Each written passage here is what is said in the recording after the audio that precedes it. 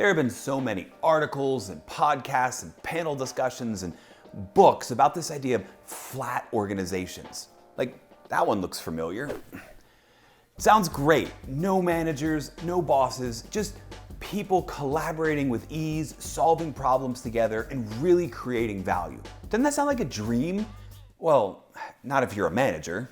The role of middle manager doesn't need to be eliminated, it just needs a refresh.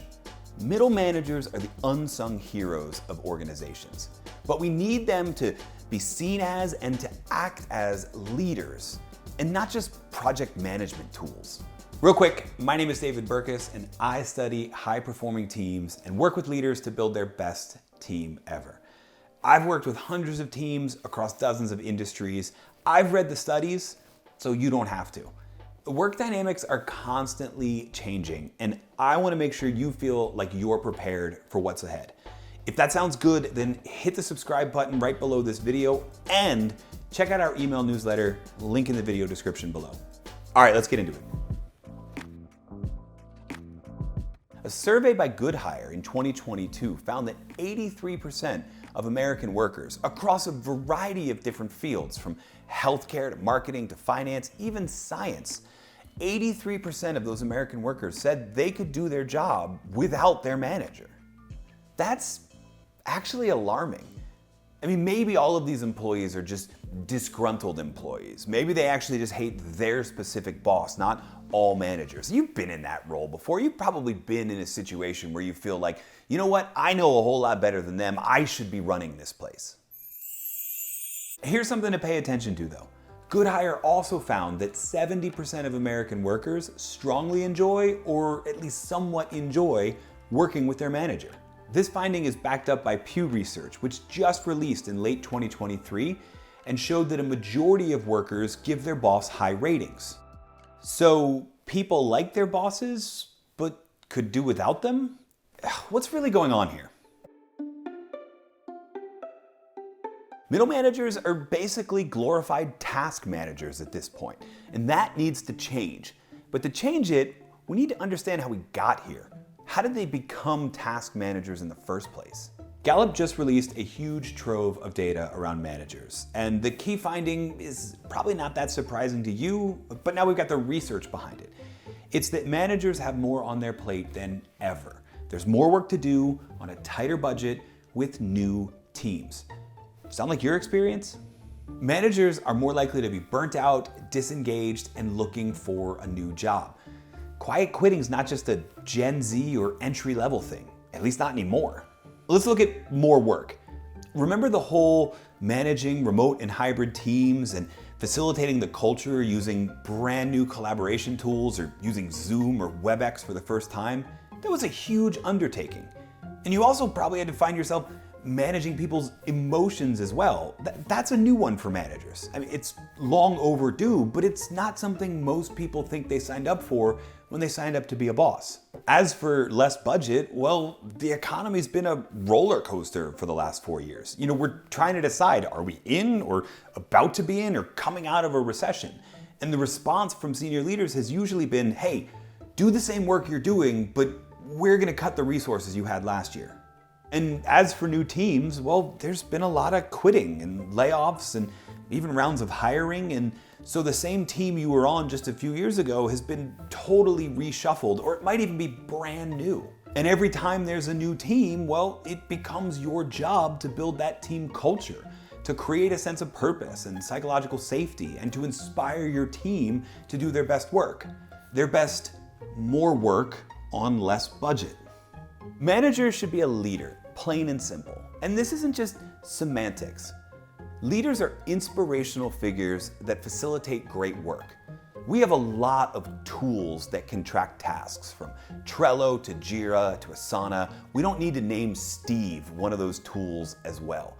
Instead, we need managers to use those tools and check in on them, but let them save more time so they can do the important work, checking in on their people. It's been tried before. There's a company in Washington named Valve Software, and if you're a gamer or have been anytime in the last 20 years, you've probably heard of them. They make acclaimed video games like Half-Life and Portal, And they make the gaming platform Steam, which if you've been a gamer or you're the parent of a gamer, you have definitely heard of. From the start, they were committed to being a flat organization. No managers except the C-suite level. People decided what to work on, what to prioritize, and the company became a pretty big success. They've stayed a pretty big success over the 20 plus years they've been around. I mean, they've missed a couple deadlines for game releases here and there, but the product is so good that their customers forgave them. But here's where it fell short. In flat organizations, the priorities are only given to those things that the majority of the organization decides should be the priority. Majority rules. The problem with majority rules is that there are often things that are critically important but aren't that fun to work on. In Valve's case, that looked like diversity. The company hadn't put a lot of emphasis on it because there was no singular leader saying, hey, this is important even if majority doesn't rule. And so the company remained a very white and very male organization. And that very much narrowed their field of view. So much so that when 2020 brought all sorts of social unrest, Valve had no idea how to respond in a way that kept their employees engaged and kept their customers and stakeholders engaged. Other companies like Medium and Zappos have rolled back their managerless structure. At Medium, they found that it was way too time-consuming. It affected their ability to scale, and it negatively impacted recruiting. I mean, sure, it sounds cool, but it's risky and kind of confusing to prospective new employees. And Zappos said that it took away from their ability to deliver outstanding customer service. And customer service is literally what Zappos is known for. Now, to be fair, it does work in some workplaces. There's a whole website that tracks this. There's about 250 companies worldwide where this really works. But most of those companies are under 50 employees, and most of them started out managerless. They didn't just try and shift to it. Look, I'm rooting for these places. I'm on the side of any organization that helps people do their best work ever. I just happen to believe that it's a lot better to bet on talented people than the perfect organizational design. When you think about the people who have really influenced your life, maybe outside of your family, maybe you think about a teacher, or maybe you think about a basketball coach, maybe you think about your manager in that first real job who took a chance on you and taught you the way things really work. I mean, I think about when I was working at the front end, the cash registers and bagging at Market Basket in Westford, Massachusetts. And I think about the guy, 40-year-old guy whose job it was to teach 17-year-olds how to manage each other. This was a guy who taught us how things really worked, how you could influence people to do stuff you maybe didn't see that they wanted to do, and somebody who took every assistant manager out to Christmas dinner out of his own paycheck just to tell us he believed in us.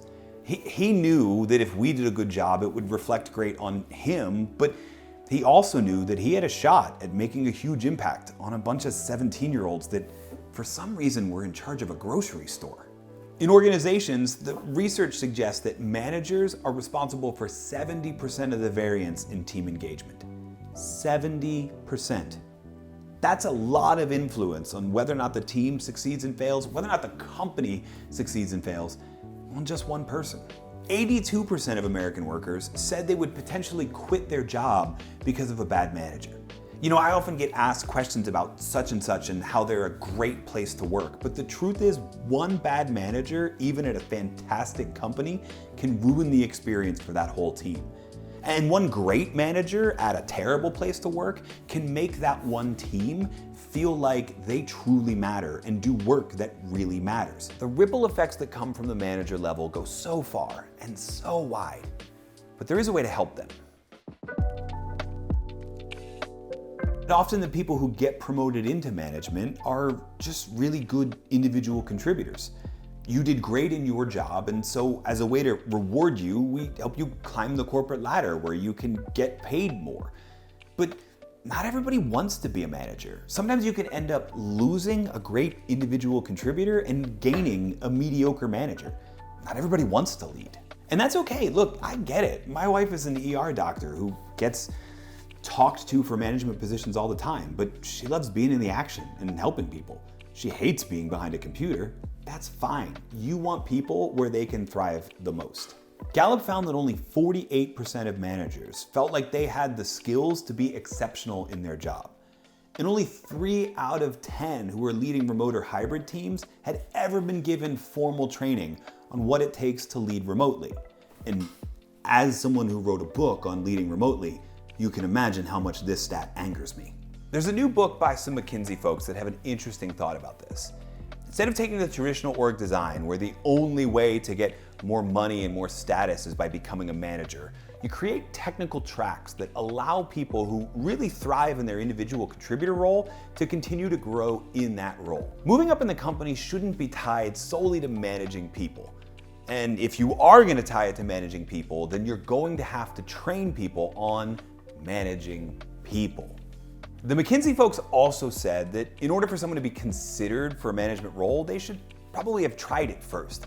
Maybe that's an interim role, or maybe it's assigning them to manage just a short-term project. The absolute worst time to learn a new skill is after it's become a crucial part of your job. As you're trying to survive, as you're trying to keep your managerial head above water, please don't do this one thing: micromanage.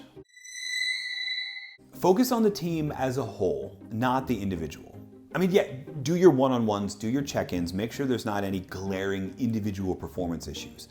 But great leaders are about teaching the team to hold itself accountable. Great leaders often come off more as facilitators who are there to guide and support the team as they divvy up tasks, as they create or co-create the best strategy. And even when you're doing your one-on-ones, your check-ins, I recommend a format that goes like this: 10-10-10.